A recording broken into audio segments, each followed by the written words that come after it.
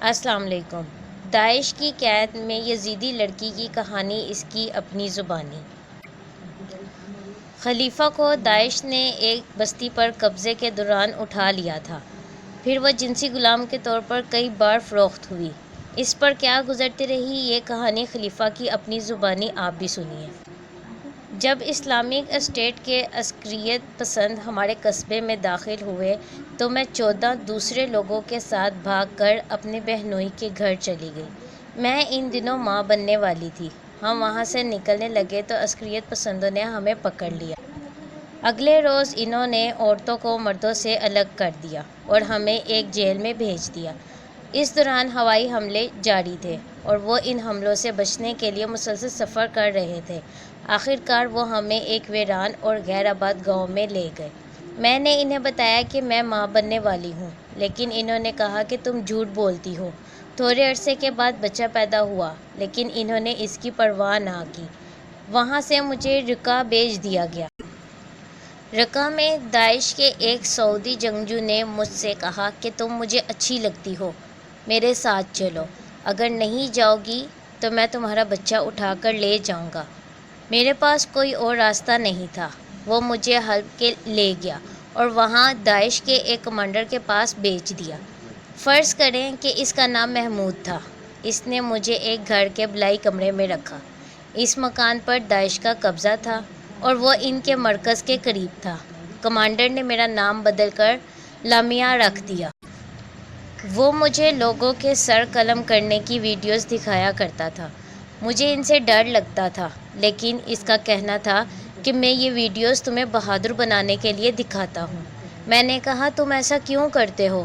اس کا کہنا تھا کہ وہ اسی قابل ہے کہ جانوروں کو اس طرح ان کا گلا کاٹ کر مارا جائے۔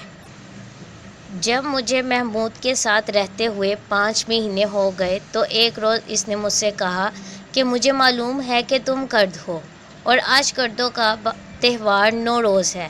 میں اس موقع پر تمہیں ایک تحفہ دینا چاہتا ہوں۔ تم جلدی سے اچھے کپڑے پہن لو اور اپنے بیٹے کو بھی تیار کر کے نیچے آ جاؤ۔ جب میں نیچے گئی تو وہاں نارنجی کپڑوں میں ملبوس 25 افراد کھڑے تھے۔ مجھے کچھ سمجھ نہیں آیا۔ داعش کے امیر نے ان کے شناختی کارڈ چیک کر کے کہا کہ یہ سب لوگ پیش مرگہ کے فوجی ہیں۔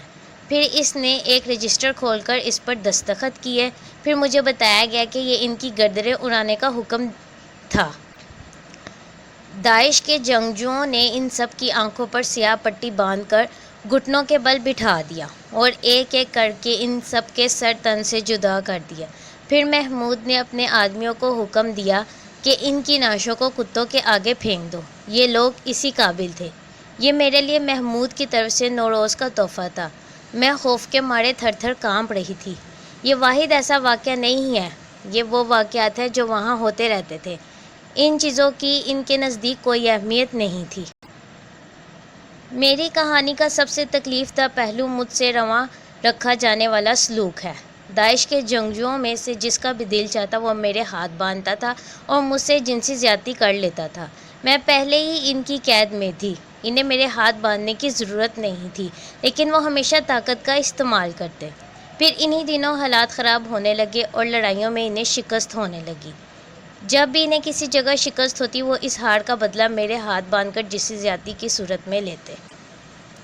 پھر ایک دن کوبانی کا اہم قصبہ ان کے ہاتھ سے نکل گیا۔ اس روز وہ لوگ اتنے اشتعال میں تھے کہ انہوں نے مجھے بری طرح باندھا اور 4 لوگوں نے مجھ سے اجتماعی جنسی زیادتی کی۔ اور پھر میری زندگی میں ایک ایسا دن بھی آیا جس نے میرا مقدر بدل دیا۔ ہوا یہ کہ میرے خاندان نے میری رہائی کے لیے مختلف ذرائع سے رابطے کیے اور ایک خاص رقم کی ادائیگی پر سمجھوتہ ہو گیا۔ تاوان کی رقم کردہ حکومت نے ادا کر دی۔ اب میں اپنے گھر آ چکی ہوں۔ گزرا ہوا وقت مجھے ایک ڈرانے اور بھیانک خواب جیسا لگتا ہے۔ میں ایک بار پھر سے خلیفہ بن گئی ہوں، خلیفہ جو میرا اصل نام ہے۔ میں اس نام سے اپنی زندگی پھر سے شروع کرنا چاہتی ہوں۔ میں بولنا چاہتی ہوں اور یہ کہنا چاہتی ہوں کہ ان ہزاروں لڑکیوں کو ہرگز نہ بھولیں جو ابھی تک داعش کی قید میں ہیں۔ وہ ہر روز اسی جہنم سے گزر رہی ہیں جس سے میں بچ کر آ گئی ہوں۔